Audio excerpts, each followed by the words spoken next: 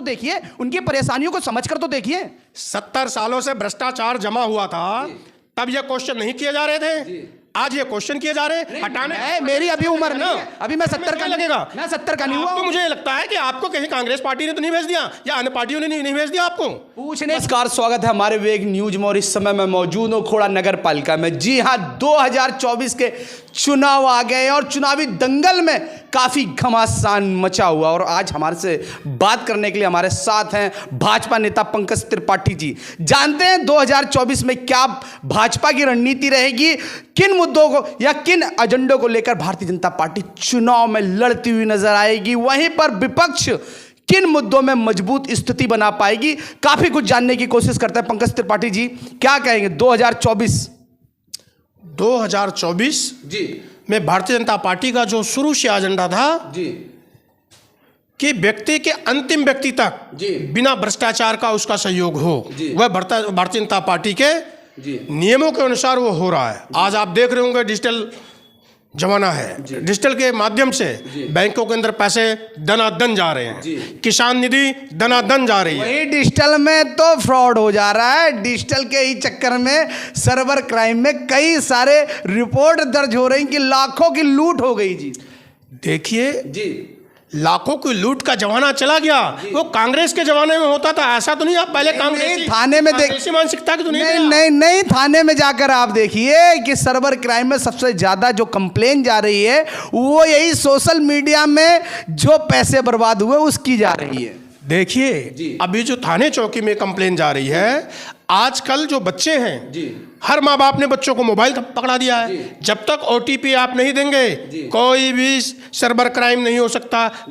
Crime करने में वह बच्चे सहयोगी हैं और अधिकतर आप देखेंगे 25 साल 20 साल के बच्चों का उन्हीं की कंप्लेन आ रही है। नहीं सर, ये आप गलत कह रहे हैं। काफी बैक्स लोगों के भी पैसे जा रहे हैं और सर्वर क्राइम के मामले काफी सारे देखने को मिल रहे हैं। हमने क्या कहा, OTP क्यों दे रहे हो आप? जब OTP जब आप नहीं दोगे तो क्राइम हो ही नहीं सकता। तो बात करते हैं किसान आंदोलन की, क्योंकि इस समय भारत में सबसे बड़ा आंदोलन है जो वो किसान आंदोलन और देखने को मिल रहा है।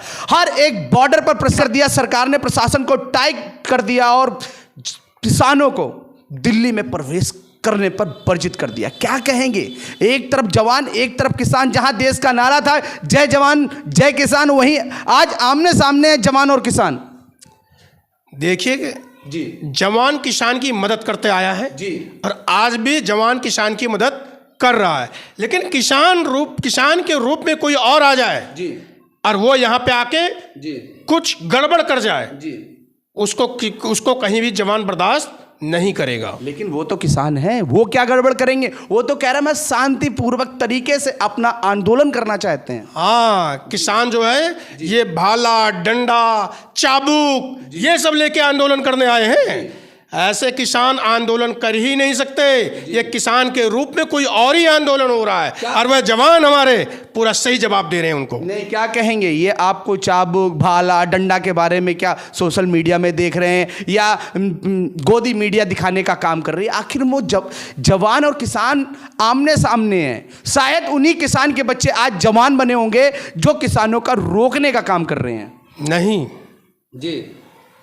आज भी किसान अपने खेत में बढ़िया खेती कर रहा है। वह योगी मोदी के सरकार से इतना संतुष्ट है कि 6,000 रुपए साल में किसान निधि सम्मान निधि मिल रहा है, वह सब उसको मिल रहा है। यह तो सरकार को बदनाम करने के लिए अन्य सारी पार्टियां एक होकर एक ईमानदार को दबाना चाह रही हैं, लेकिन वो ईमानदार ऐसा है ना 100 सुनार का ना एक लोहार का। सही कह रहे हैं नेताजी, आप सही कह रहे हैं, बिल्कुल सही कह रहे हैं। पिछले वर्षों में 13 महीने लगातार किसानों को आंदोलन चला और इसी तरह से लोग उस टाइम पे भी टिप्पणी कर रहे थे कि ये किसान नहीं है, खालिस्तानी है, कहीं ना कहीं इनके पास ये व्यवस्था मिलती है, ये ऐसे आनंद ले रहे हैं। लेकिन वहीं पर सरकार ने बाद में उन्हें किसान माना और उनके बताए शर्तों के लिए कुछ समय मांगा था और वो शर्त पूरी ना कर पाए, जिस कारण आज किसान फिर मैदान में नजर आ रहा है। क्या कहेंगे? देखिए ये किसान कहाँ पे है? दिल्ली में है। दिल्ली आने कहाँ दिया जा रहा है? वह किसान उन राज्यों में जाके बैठे हुए हैं जहां भारतीय जनता पार्टी की सरकार नहीं है। उनको प्रमोट कर रही हैं अन्य पार्टियां, लेकिन भारतीय जनता पार्टी उसको बर्दाश्त नहीं करेगी। और गलती से सीमा में घुस भी गए तो सीमा में वो सुरक्षित वहीं रहेंगे, उत्पात नहीं मचाने दिया जाएगा, और जो किसान है उससे वार्तालाप की जाएगी। राकेश टिकैत तो डीएम के ऑफिस में पहुंच गए आंदोलन करने। यूपी में भी तो लॉ उठने लगी है।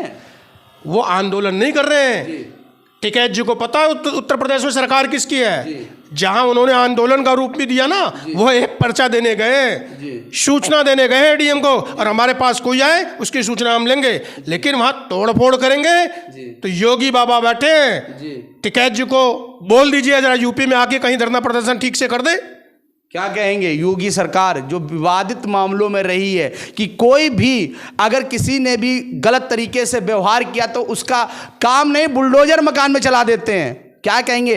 कहीं ना कहीं ये तानाशाही शासन नहीं दर्शाता है? नहीं, जो अभी तक लूट के बैठे हुए थे, गरीबों का खून चूस के बैठे हुए थे, गरीबों को सताकर महल बनाए हुए थे, वह दोबारा इस सत्ता में करना चाह रहे थे। तो गरीबों का जो महल बना रखा था ना, उनका खून चूस के माननीय योगी जी ने कहा या तो चुपचाप दे दो या तो इसके पेपर दिखा दो। अब पेपर नहीं दिखाओगे तो इलाज कर दिया जाएगा। तो उसको तो भारतीय जनता पार्टी उनका इलाज कर रही है। कोई मरीज है तो इलाज होना चाहिए ना, उनका इलाज हो रहा है। क्या कहेंगे यूपी में क्राइम नहीं हो रहा है? अरे यूपी में क्राइम, 25 करोड़ लोग यूपी में वास करते हैं। अगर मान लीजिए 10-20 मुकदमे लिख जा रहे हैं, उससे क्या फर्क पड़ता है भाई? जिसे इंसाफ नहीं मिल पा रहा है, जो थाने के दर ठोकरे खा रहा है, काफी तो मामले ऐसे कि फाइल में ही दबे रह जाते हैं क्योंकि भ्रष्टाचार खत्म नहीं हो रहा है।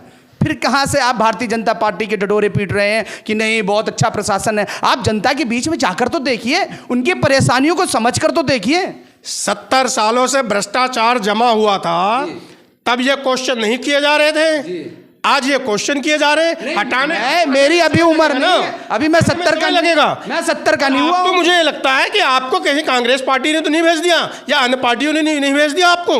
पूछने की जिम्मेदारी है, पूछते हैं, सवाल करते हैं। आप मुझसे पूछिए, मेरी उम्र 70 साल नहीं हुई है, लेकिन अब जब से पत्रकारिता कर रहा हूं, कई ऐसे मामले देख रहा हूं या सुन रहा हूं जिन मामलों का कोई तर्क ही नहीं होता है। प्रशासन फाइल बना के अंदर रख देती है, कोई कार्रवाई नहीं होती है। आपको पता ही नहीं है फिर तो।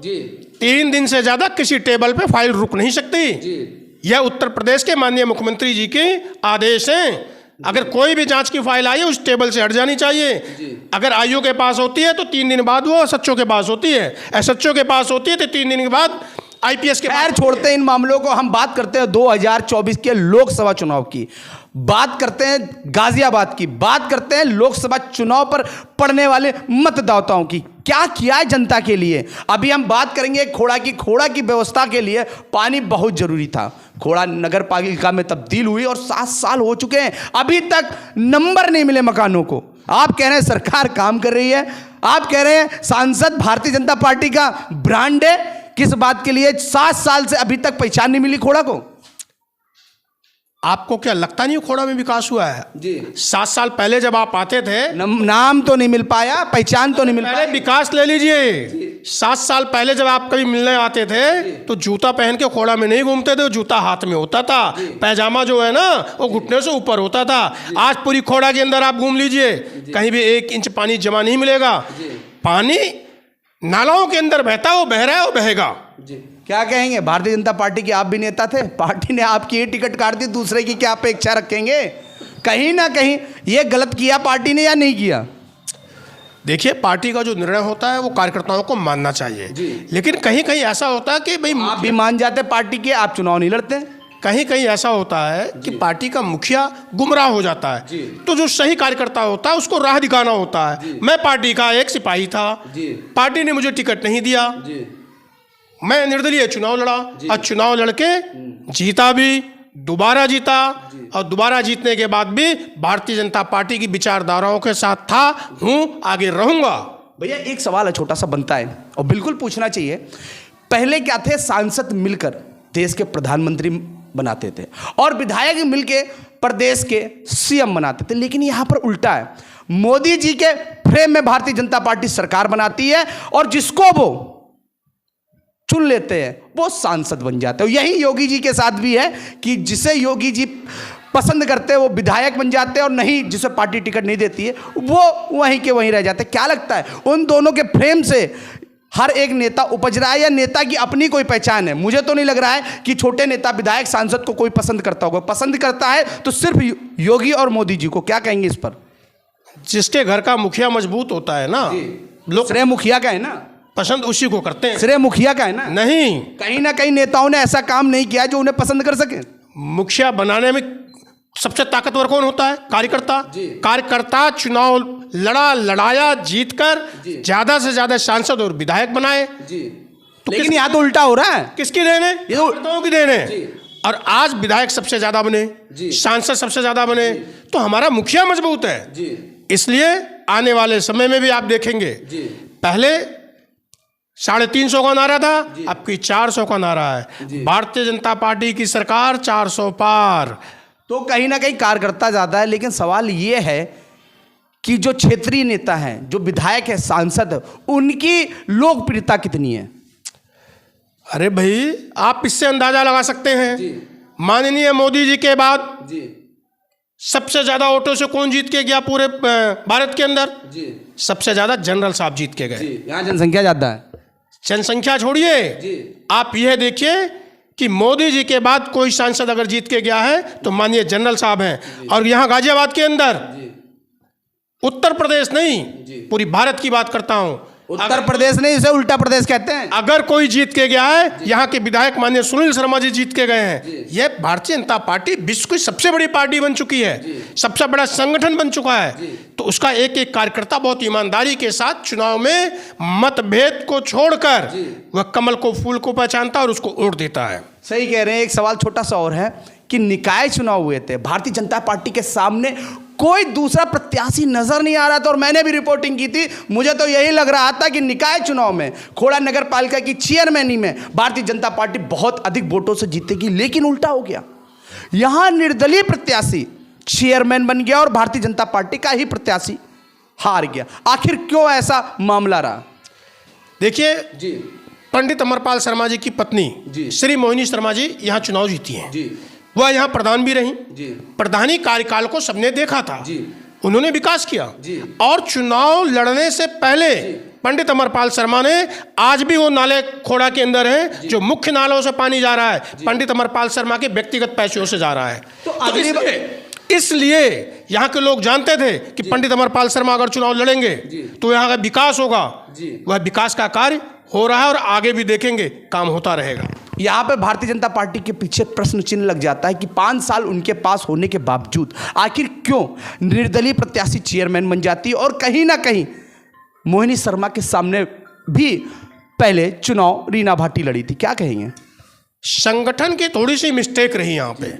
संगठन ने, जो सिपाही थे भारतीय जनता पार्टी के, दरोगा नहीं कि दरोगा जी आए और गए, सिपाही जो आदमी जम के भारतीय जनता पार्टी के लिए कार्य करता था, उनको 5-7 सभासदों को टिकट काट दिया उन्होंने। अब उनकी यह मजबूरी थी, उनको चुनाव जीतना बहुत जरूरी था। आज जितने भी चुनाव निर्दलीय जीते हैं, 1-2 को छोड़ के सब भारतीय जनता पार्टी की जीते हैं। तो संगठन के जो लोग थे, अब मैं उनके दिमाग में क्या था वो जाने, उनका काम जाने, वो टिकट नहीं दिए। शायद उन सभी को टिकट मिल गया होता तो भारतीय जनता पार्टी का चेयरमैन होता।